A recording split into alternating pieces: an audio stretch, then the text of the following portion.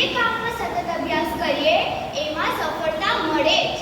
સતત અભ્યાસથી બધું જ શક્ય છે.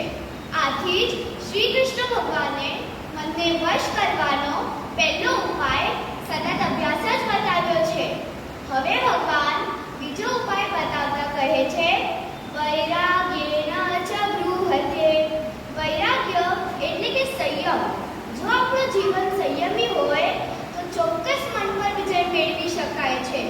તો બોલો બધા મારા સાથે, મનને વશ કરવાનો બીજો ઉપાય સંયમ. સંયમ શબ્દ ભલે નાનો છે પણ રાખવો બહુ જ મુશ્કેલ છે. આપણે મુખ્ય 5 રીતે સંયમ રાખવાનો છે. એમાં સૌથી પહેલો આવે છે આંખનો સંયમ. આપણને મૂવી, સિનેમા અને વેબ સિરીઝ જોવાનું તો ઘણું મન થતું હશે. આવી વાતોમાં લલચાય ના તો આંખનો સંયમ રાખ્યો કહેવાય. બીજો છે કાનનો સંયમ.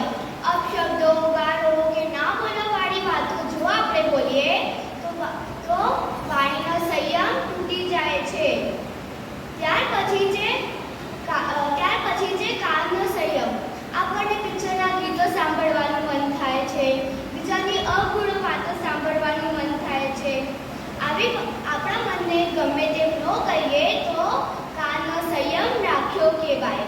એ જ રીતે ન ખાવાનું ખાઈએ કાં તો ન પીવાનું પીએ તો જીભનો સંયમ તૂટી જાય છે, અને ન સૂંઘવાનું સૂંઘીએ તો નાકનો સંયમ તૂટી જાય છે. જો આપણને સંયમિત બનવું જ હોય તો સંયમને તોડનારી દરેક વસ્તુ પર આપણને ચોકડી મારવી જ પડશે.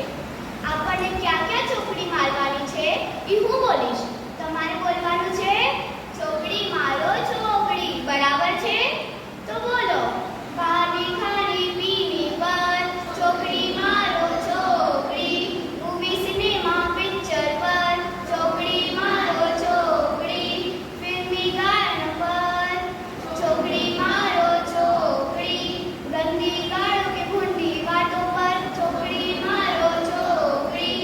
અભાવ અવગુણની વાતો પર ચોકડી મારો ચોકડી. ખૂબ સરસ બાલિકાઓ. જો આ દરેક વસ્તુ પર આપણે ચોકડી મારશું તો જરૂરથી મન જીતી શકાશે. પણ બાલિકાઓ, તમને ખબર છે આપણના સંયમને તોડનાર એક મોટો રાક્ષસ કોણ છે?